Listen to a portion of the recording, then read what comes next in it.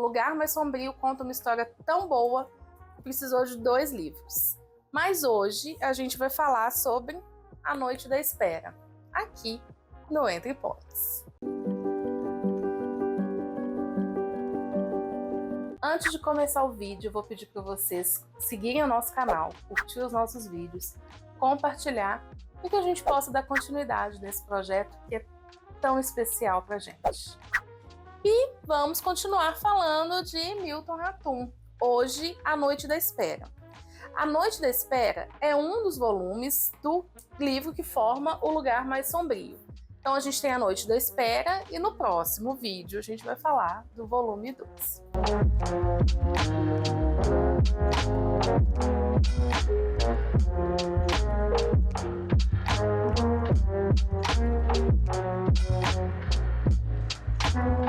Nesse livro a gente conhece a história de Martim. E aí, para quem já viu os outros vídeos que eu fiz aqui do Milton Ratum, sabe que eu venho falando dessa habilidade dele de escrever a história do personagem principal através da fala de outras pessoas. A gente vai conhecendo o personagem principal pelo que os outros nos contam deles. Nesse livro, não. Nesse livro, é o próprio Martim que vai contar a história pra gente. E ele conta através de diários. Então ele começa a história contando no diário dele que ele está na França, em Paris. Ele está lá exilado. Então ele vai contando pra gente desse exílio e ao mesmo tempo ele vai relendo os diários dele e a gente vai entendendo todo o caminho dele até lá. Então o livro vai mostrando pra gente o Martim no hoje e o Martim como que foi sucedendo a história dele até ele chegar naquele ponto. Martim, então, é um jovem, filho de Lina e Rodolfo. Lina é uma mulher muito viva, muito vivaz, que tem uma luz, uma alegria enorme.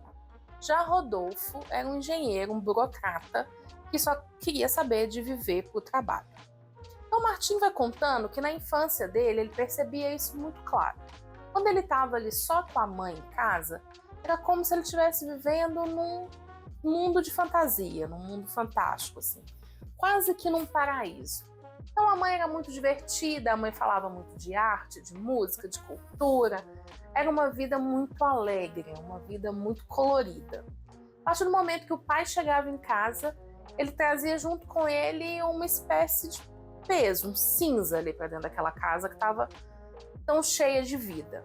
Então o Martim vai colocando isso, que na infância dele isso era muito claro, muito nítido. Enquanto estava só ele e a mãe, era um mundo quase completo. Quando o pai chegava, tinha alguma coisa que atrapalhava aquela relação, tinha alguma coisa que pesava no clima daquela família. Em um determinado momento, os pais se separam e ele é surpreendido pela notícia que ele não vai ficar com a mãe, ele vai ficar com o pai. A mãe se apaixonou por um artista e a separação veio a partir daí e ela não tinha condições de ficar com ele naquele momento. Então ele vai morar com o pai, que resolve sair de São Paulo, de onde eles moravam, e se mudar para Brasília. A vida de Brasília naquele momento estava crescendo a olhos nus. Assim. Brasília estava se tornando uma grande cidade e o pai dele foi para lá com essa intenção, como engenheiro, trabalhar ali em Brasília e conseguir crescer. A história se passa ali perto da época da ditadura militar, então começa um pouco antes, a gente vai acompanhando o período da ditadura militar. E a gente pega o Martim, então, chegando em Brasília ainda no ensino médio, que na época era chamado de colegial. E ali ele, naquela vida toda nova, sem a mãe, com aquela figura paterna extremamente fria, ele vivendo uma vida muito diferente do que ele tinha, porque dentro de casa, com a mãe, tinha todo aquele calor, todo aquele afeto, todo aquele afago. De repente, ele vai morar numa outra cidade, longe de tudo, de todos os amigos, longe dos avós, que inclusive ficaram em São Paulo também, com aquele pai frio, seco, sem muita habilidade de lidar com ele. E, no meio disso tudo, ali vivendo as coisas que a ditadura foi trazendo para o dia a dia dele. Martim, então, chega na escola, pouco tempo depois ele encontra um grupo de teatro que estava ensaiando uma peça ao ar livre e ele se apaixona por uma das integrantes, a Diná. E ali ele vai viver o seu primeiro grande amor, aquele amor de adolescência, aquele amor que a gente não consegue controlar, aquele amor fugaz. E ele vai se envolvendo com essa turma, ele se torna amigos dessas pessoas. Ele tenta, inclusive, participar do teatro, mas não vai dar muito certo. Ele é um ótimo escritor, ele escreve muito bem. Ele é autodidata para línguas, então ele aprende várias línguas. Ele começa a trabalhar numa livraria, o que também vai favorecendo com que ele fique cada vez mais perto de escritas, mais perto de escritores, mais perto do mundo, né, da literatura. E a gente vai acompanhando, então, a vida do Martinho, o dia a dia dele, dentro de como que ele vai crescendo no meio disso tudo.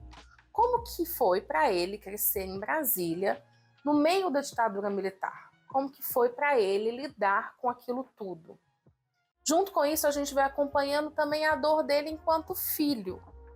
A mãe escreve algumas cartas, num determinado momento, essas cartas vão ficando cada vez mais raras, vão ficando cada vez mais difíceis, a mãe não fala exatamente aonde está, ele e a mãe, acontecem vários desencontros, eles não conseguem se encontrar, ele sente falta daquilo que ele vivia com a mãe, ele sente necessidade de viver mais com Diná, e ele vai se constituindo e ele vai se formando no meio daquilo ali.